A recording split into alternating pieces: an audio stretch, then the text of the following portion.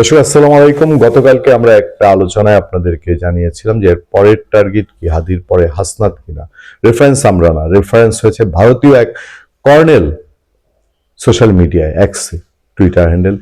X হ্যান্ডেলে টুইটারে তার পোস্টে সেই মন্তব্য করেছে এবং কোথায় কি গুলি করতে হবে সেই কথা বলেছে। এবং আমরা সেটা ধরে এই রাজনৈতিক নেতাদের নিরাপত্তা নিশ্চিত করার জন্য এবং ভবিষ্যতে হাদির মতন পরিণতি বা হাদির কাছাকাছি কারো যাতে না হয়, আমরা যতই রাজনৈতিক কর্মকাণ্ডের সমালোচনা করি, হাসনাত আবদুল্লাহ, সার্জিস আলম, নাহিদ ইসলাম, মাহফুজ আলম বা আসিফ মাহমুদ সজীব ভুঁইয়া, আমরা কখনোই এর পক্ষপাতী না যে তাদেরকে অন্য কোনোভাবে কেউ ক্ষতিগ্রস্ত করুক। রাজনৈতিক বিরোধীরা তাদের মধ্যে রাজনীতির মধ্যেই থাকুক। এই সময় অন্য আরো একটি খবর, এই খবরটি আমার কাছে মনে হচ্ছে যে লাগাতার এই যে সন্দেহ টেনশন করা হয় যে বাংলাদেশের রাজনীতিবিদরা কি একের পর এক আক্রান্ত হতে পারে কিনা, তার কোনো প্রতিচ্ছবি এর মধ্যে আছে কিনা।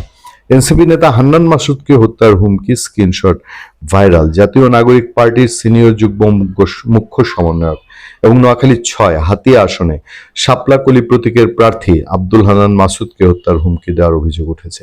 এই সংক্রান্ত কয়েকটি স্ক্রিনশট সামাজিক যোগাযোগ মাধ্যমে ছড়িয়ে পড়েছে, যা নিয়ে এলাকায় ব্যাপক প্রতিক্রিয়া সৃষ্টি হয়েছে।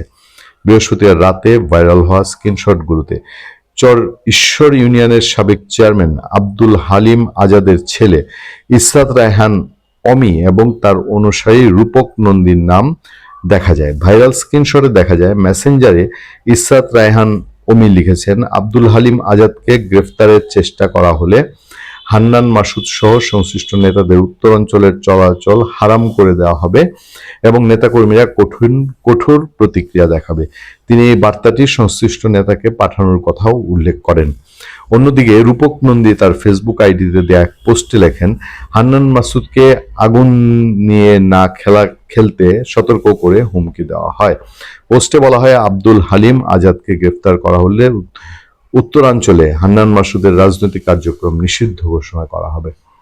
এ বিষয়ে বক্তব্য জানতে চর ঈশ্বর ইউনিয়নের সাবেক চেয়ারম্যান আব্দুল হালিম আজাদ ও তার ছেলে ইসরাত রায়হান অমির সঙ্গে যোগাযোগের চেষ্টা করা হলে তাদের মুঠোফোন বন্ধ পাওয়া যায়। অভিযুক্ত রূপক নন্দীর সঙ্গে যোগাযোগ করা হলে তিনি নিজেকে অন্য পরিচয় দিয়ে ফোন সংযোগ বিচ্ছিন্ন করে দেন।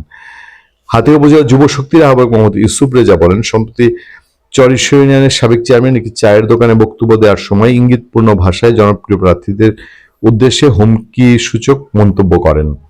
এরপর থেকেই সামাজিক যোগাযোগ মাধ্যমে হান্নান মাসুদের বিরুদ্ধে ভয়ভীতি হুমকি দেওয়া শুরু হয়। তিনি দ্রুত আইনি ব্যবস্থা গ্রহণের দাবি জানান। এ বিষয়ে হান্নান মাসুদ বলেন, এই ধরনের হত্যার হুমকি এবং ভয়ভীতি প্রদর্শনের ঘটনা অত্যন্ত নিন্দনীয়, উদ্বেগজনক। বিষয়টি তিনি ইতিমধ্যে আইন শৃঙ্খলাকারী বাহিনীকে অবহিত করেছেন। সুষ্ঠু তদন্তের মাধ্যমে জড়িতদের শনাক্ত করে কঠোর আইনগত ব্যবস্থা নেওয়া হবে বলে তিনি আশাবাদ ব্যক্ত করেন। আমরা ওসমান হাদির ঘটনার পরে এবং এরপর যে থ্রেডগুলো আছে, যে সিচুয়েশনটা বাংলাদেশে চলছে, সেই পরিপ্রেক্ষিতে এই ধরনের কোনো কিছু এখন আর হালকাভাবে দেখতে মন সায় দেয় না। কারণ দেশের সিচুয়েশন যে দিয়ে গেছে এবং নিশ্চিতভাবে একটা অংশ দেশটাকে নিয়ে খেলার চেষ্টা করছে ভয়ঙ্কর কোনো উদ্দেশ্যে।